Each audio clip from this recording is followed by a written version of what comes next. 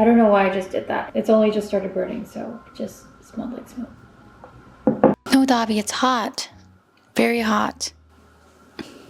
Dobby, is there anything you want to say to the viewers?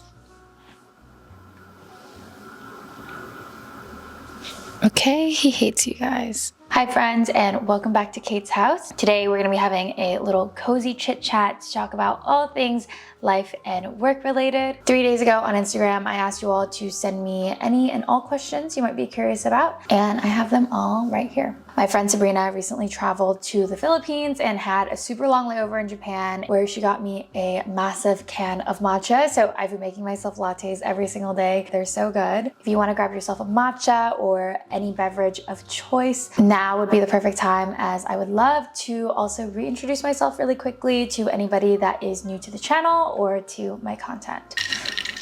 This straw is way too big for this cup, but I don't have a smaller straw and I don't have a bigger cup.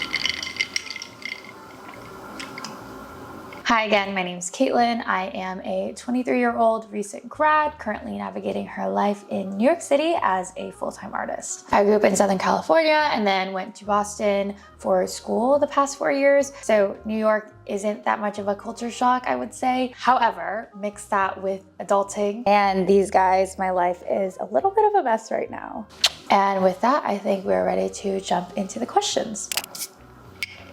Delicious. Question number 1. What did you study at Harvard? I graduated last May 2023 with a degree in art, film, and visual studies. Honestly, every time I talk about school, I get very mixed reactions from people, and it makes me just want to avoid the topic altogether. Basically, how that interaction usually goes is I say that I went to Harvard and people are really impressed and then ask me what I study. And then I will say that I studied visual arts, painting, drawing. Then I'll get a backhanded comment that sounds something like, oh, that's so interesting. I didn't know that people went to Harvard for art. And although sometimes it is a genuine question, I feel like it comes with the undertone of, wow, what a waste of a degree. Or they wonder if it's like the same Harvard that they're thinking of. But I didn't think I was gonna study art when I came. When you apply to the school, nobody declares a major, so everybody comes in equally. And in high school, as much as I was art forward, I was also very science forward. And I applied honestly thinking I was gonna pursue a pre-med degree. You finalize your concentration or major the second year, and somewhere along the way, I realized that I want to pursue art because that's what I'm passionate about, and I don't want to become a doctor just because I feel like I should be. So I became an art major, and at Harvard, art, film, and visual studies all sit under one umbrella. I think there was maybe 15 other people in my year that were pursuing that major. So it was a pretty small group, but that meant that we got a lot of funding. Senior year, we were each able to have our own studio space. My studio was massive. If you guys go back to my previous videos, you'll see. And we also all got a couple $1,000s in budget to create our thesis. I don't regret being an art major at all. I don't feel like I have wasted my degree at all. I'm living the life that I always wanted to live since I was little. I never really doubted myself and choosing this journey just because I feel like, who can you rely on more than yourself?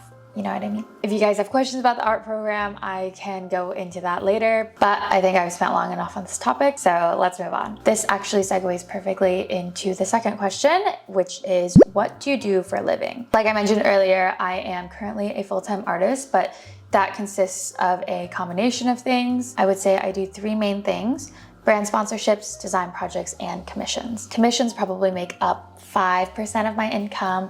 Design work probably makes up 20%, and the other 75% are brand sponsorships. And when I say it that way, I think people would classify me as a content creator. I post on YouTube, Instagram, and TikTok, but everything that I post is basically art related. I go to cafes and parks and sketch and post my art journey. I started doing this sometime around quarantine in 2021, and it was a part-time thing in college that eventually developed into a full-time thing today. It's crazy that it's been 3 years now. Okay, next question. Do you miss college? I never thought I was gonna say this, but I miss college so much. If you're in college now and you're waiting for it to end, don't wait for it to end. In college, I feel like I stressed a lot about learning and assignments. and exams. But what a wonderful thing to stress about. Literally bettering yourself and gaining more knowledge. These days, I feel like I stress about living, and I can guarantee you that that is way worse. I do love the flexibility of life right now. Living in New York, I still feel like I'm on a college campus of some sorts just because I have friends that are literally in every borough next door, and I can take a 10-minute subway or walk across the street to see people. I know that that's probably very different for a lot of people that aren't living in bigger cities. So yeah, I miss college. I'm not just saying that because I was an art major. I know that college was a lot more stressful for other friends given what they studied. I think for me, college was just very time consuming. The studio classes would go 7 hours straight, but I really enjoyed what I was producing. Some of my friends could not say the same, but they all tell me that they miss it too. So if you're in college right now, enjoy it while you can. Next question. How many of your jobs are booked because of social media? How many? Literally all of them. I'm really grateful and lucky to say that every single job I have today has been inbound and is through social media. If you guys have been following me for a while, you'll know that I don't have a legitimate portfolio. My portfolio is literally everything that I have online, and all the clients I've gotten have been through these faux projects that I've shown. I know I post a lot of illustrations as well as graphic stuff. So when I say design work, I mean the graphic stuff. So brand identities and graphic design, merch design. Yeah, people have just seen the videos that I've made for fake rebrands of cafes and stuff, and they've hired me based off of that. So yeah, social media is very powerful, you guys. If you're asking this question because you are interested in jumpstarting your freelance career, I would highly recommend checking out Playbook and the sponsor of today's video. If you haven't heard of Playbook, it's a new collaborative cloud storage made to enhance the creative client experience. Think mood board development, client feedback, assets and files, all in one. I love using Playbook because my clients don't actually need to have an account in order to provide feedback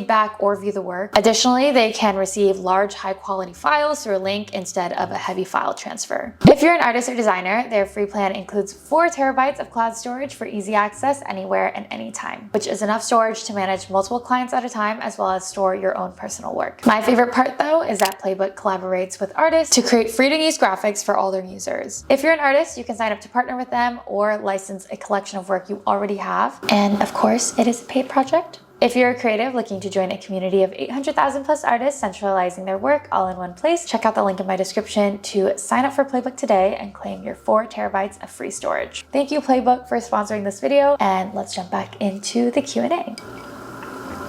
Question number 5, do you have any recommendations of sketch sessions in New York City? I'm assuming you're asking about classes or live sessions where people draw together, and I have a couple of recommendations actually. There are 3 that immediately come to mind. The first one is an art cafe called Happy Medium. They host both classes as well as their art cafe. In the classes, there are 2-hour figure drawing sessions where there is a model in the middle of the room, and there's a teacher who kind of shows you the ropes in the first 15 minutes, and then for the rest of the time, you literally just draw for an hour and a half. The creators and staff of Happy Medium really emphasize that this is an activity for people of all skill levels. So I would highly recommend going if you have never even drawn before and are just interested in learning. I've been a couple of times myself, and it is such a fun experience. You can also visit their art cafe where they just have a bunch of house-made materials for you to draw with. The second one that comes to mind is one run by my friend Zach called Juicebox. He basically collaborates with a bunch of artists in New York City to provide classes, and these happen all over the city. So I would just follow their Instagram. I'll link it here so that you can stay updated with the next event. Small self-promo, I will be teaching one of these classes in the near future, probably sometime this summer, so stay tuned for that. I'm thinking of doing a cafe vibe where we all meet up at a cafe and I teach everybody how to do some brush pen drawings. Still in the works, I'll keep you updated. And the third thing that comes to mind is my friend Kevin. We're mutuals on Instagram. I've never met him in real life, but I'm literally obsessed with his page. He does a lot of urban sketching and he holds classes on the weekends at Grand Central. I think that you could learn a lot from him if you're interested in starting to sketch from life. I think the next 2 questions give a very similar vibe. Any advice for getting better at drawing? How did you learn how to sketch? It sounds very cliche, but I've been drawing ever since I was a little girl, like ever since I could hold a pencil. I remember asking my uncle and my sisters and my parents to give me drawing prompts, and I remember trying to make my own coloring books and selling them to my family members and selling bookmarks to kids at school with drawings of Pokemon and Sanrio characters on them. Little entrepreneur, I realized. Trying to like make money off of my parents. I think drawing is a skill that is developed just like any other skill, like playing piano, solving a Rubik's Cube, cooking. It's just something that you have to do so much all the time to make any progress. An easy way to get started is through copying. Find things that you like and remake them. There are a lot of reasons why artists will duplicate old work by the masters, and one of them is to learn the lessons they learned while creating the piece. I don't think you need classes.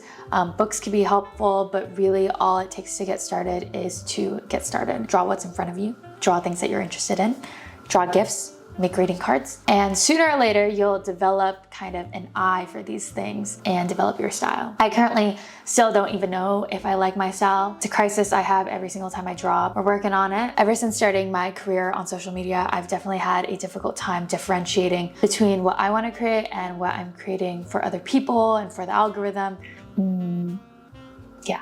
Question number 8, which artists have inspired you? There are a couple artists that have inspired me. 2 of them passed away very young. I hope that these are 2 people that you already know, and if you don't know them yet, I'm so happy to be introducing you to them. Kim Jung-gi and Jason Pollan. They're both such talented sketch artists. I have multiple of their books, and I can literally sit there and stare at their work all day. If you look at their work, you will clearly see the influence. Outside of my sketching style, I really love cutesy things, and I have always dreamed of becoming a children's book illustrator. Therefore, 2 of my other inspirations are Fran Nerd and Furry Little Peach. You can find them on Instagram. I've been watching their YouTube for years now. Sean actually followed me back on Instagram, and I was fangirling so hard. She doesn't know this. Hopefully I will be able to meet her one of these days and just let her know how big of an inspiration she's been to me since I was like 16 years old. Yeah.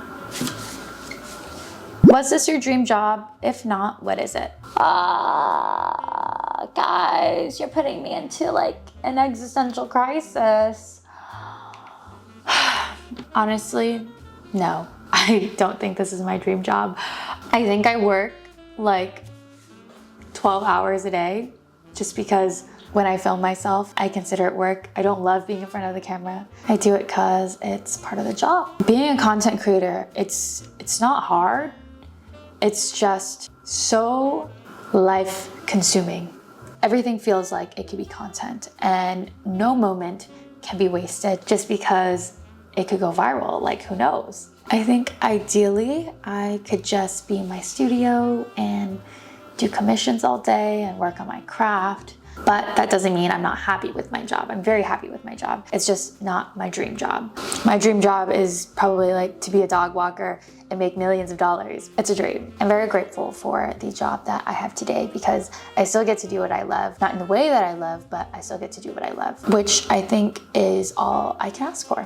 If you were a type of furniture, what type and why? Okay, now we're getting into the weird stuff. I were a piece of furniture, I think, like not from my perspective, but from other people's perspective, I think people would think I was a mirror. I've realized over the past couple of years that I'm very jealous of people that are so boldly themselves because I feel like I kind of change up depending on who I'm with. And of course I'm aware that this naturally happens, like when you're talking to your parents versus your friends, but I really feel like I change up with each person I'm talking to, and I kind of mold to the conversation that I am part of. So I realized this because I noticed that I was picking up on a lot of patterns that my boyfriend will use or my roommate will use, and it just becomes part of my daily language so quickly to a point where sometimes I feel like I lose my sense of self a little bit.